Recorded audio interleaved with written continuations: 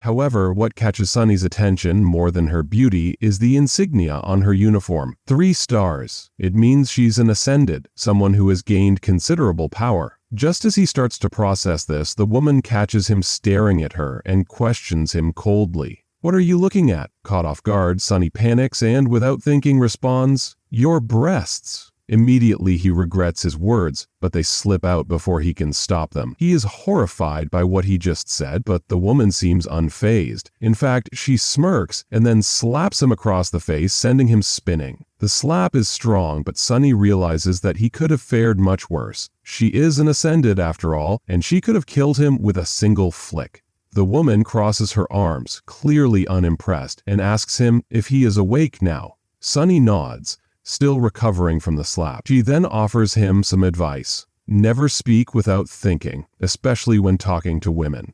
She adds that he must have seen many girls, but none as beautiful as her. Sunny is about to respond, but his mouth moves on its own again, and he finds himself saying, "I've seen plenty, but no one as beautiful as you." His face turns bright red, and the woman laughs, explaining that she isn't as beautiful as he thinks. According to her, when an awakened's soul core develops, their body becomes flawless, and it's common for even the most powerful to be physically attractive. She continues explaining the hierarchy of powers within their world. After surviving the first nightmare, people like Sunny are called sleepers.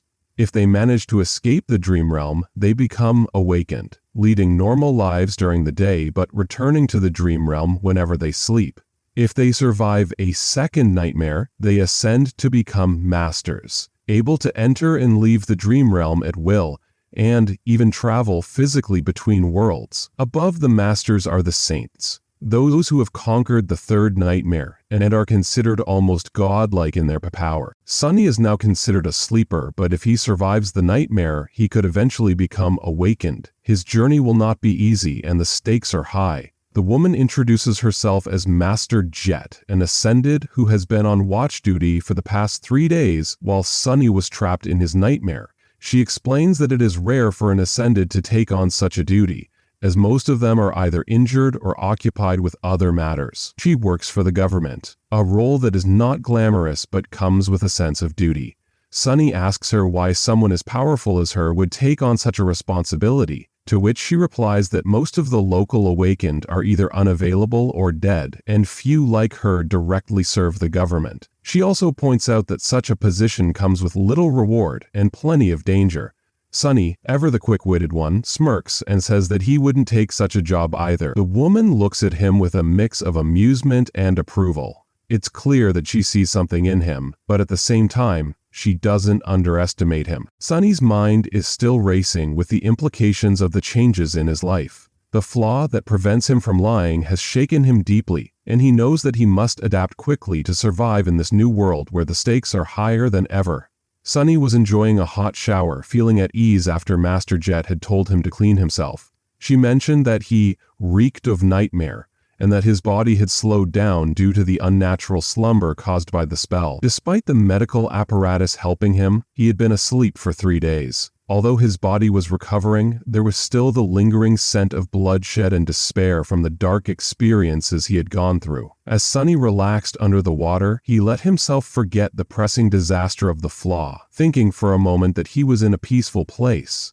Alone in the police station's shower room, he eventually turned off the tap and went to grab a towel. As he did, he caught a glimpse of himself in the mirror. He noticed subtle changes in his appearance. His skin had a healthier glow, and his muscles were more defined. He looked leaner, less frail than before. However, he still wasn't exactly handsome. He bitterly thought of himself as a flower boy. But then, something strange happened. While looking at his reflection, he saw his shadow move independently. It looked like the shadow lowered its head and face-palmed. Sunny quickly turned around to face his shadow, but when he looked, everything appeared normal. It was following his movements as usual. Confused, Sunny confronted his shadow. He was sure he had seen it move, but the shadow denied it. It seemed to think for a moment before shrugging. It was like the shadow was more independent than others. And Sunny realized it could be an invaluable helper. Sunny remembered what the spell had said about his aspect ability and began to wonder what his shadow could really do. he decided to experiment. He asked the shadow to show him its abilities, but the shadow remained still and silent. It was clear that it didn't have a voice. After a brief moment of frustration, Sunny realized that his shadow being part of him was a manifestation of his ability. Instead of asking the shadow directly, he decided to focus on himself and explore his new powers. As he closed his eyes and concentrated, he felt a new sense, like a completely different world had opened up to him. He could now sense the presence of shadows and understand their shapes and movements. One particular shadow, deeper than the rest, felt like it was connected to his very soul. Sunny focused on this feeling and discovered that he could control the shadow. He could make it move in any way he wanted. He willed it to raise an arm, and it did. He tried other movements, sitting, standing, turning around, and even changing its shape. The shadow could transform into different forms, like a circle, a line, or even a monster, before returning to its original shape. Sunny was amazed by how fluid and changeable it was. However, Sunny also realized that the shadow wasn't as powerful as he had hoped. So he attempted to make it strike a towel rack, but the shadow simply passed through it without causing any impact. He was disappointed, knowing that the shadow wouldn't be able to match the strength of powerful beings he had imagined. Though slightly disappointed, Sunny acknowledged that his shadow had its own unique abilities. He sighed and decided to explore it later. After getting dressed in a police-issued tracksuit, Sunny headed to the cafeteria. Master Jet was already there, waiting for him with 2 trays of food. The food was simple and not much different from the basic meals he had eaten before. Despite his hunger, Sunny couldn't help but feel that his first meal after becoming a sleeper should have been something more special.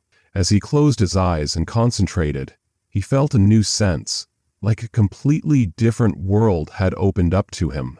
He could now sense the presence of shadows and understand their shapes and movements. One particular shadow, deeper than the rest, felt like it was connected to his very soul. Sunny focused on this feeling and discovered that he could control the shadow. He could make it move in any way he wanted. He willed it to raise an arm, and it did. He tried other movements, sitting, standing, turning around, and even changing its shape. The shadow could transform into different forms, like a circle, a line, or even a monster, before returning to its original shape. Sunny was amazed by how fluid and changeable it was. However, Sunny also realized that the shadow wasn't as powerful as he had hoped. He attempted to make it strike a towel rack, but the shadow simply passed through it without causing any impact. He was disappointed, knowing that the shadow wouldn't be able to match the strength of powerful beings he had imagined. Though slightly disappointed, Sunny acknowledged that his shadow had its own unique abilities. He sighed and decided to explore it later. After getting dressed in a police-issued tracksuit, Sunny headed to the cafeteria. Master Jet was already there, waiting for him with 2 trays of food. The food was simple and not much different from the basic meals he had eaten before. Despite his hunger, Sunny couldn't help but feel that his first meal after becoming a sleeper should have been something more special. As he ate, his thoughts wandered to Master Jet. The spell had told him to find a master, and now here she was sitting right in front of him. He wondered what it would be like to serve someone like her. As he lost himself in thought, Master Jet interrupted, asking what he was thinking. Sunny was caught off guard and tried to stay silent. However, after enduring some painful pressure in his mind, he finally admitted his thoughts, that it seemed like the perfect moment for her to ask about what he was thinking. Master Jet then casually mentioned that, as part of his new role, he was entitled to psychological counseling due to his trauma. He could also talk to her if he needed. Sunny declined, saying that the experience had been as bad as he had expected.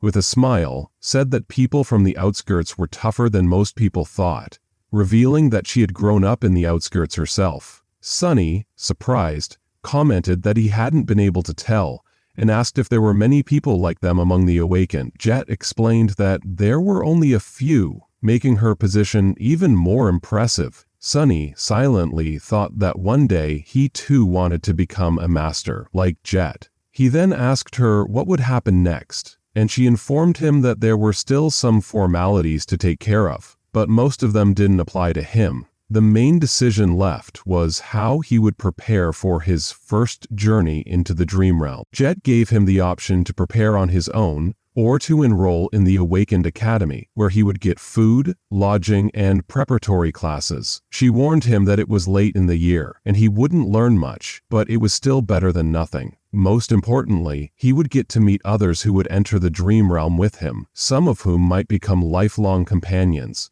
Sunny, after some thought, decided to go to the academy. It seemed like the best choice, especially with free lodging and food.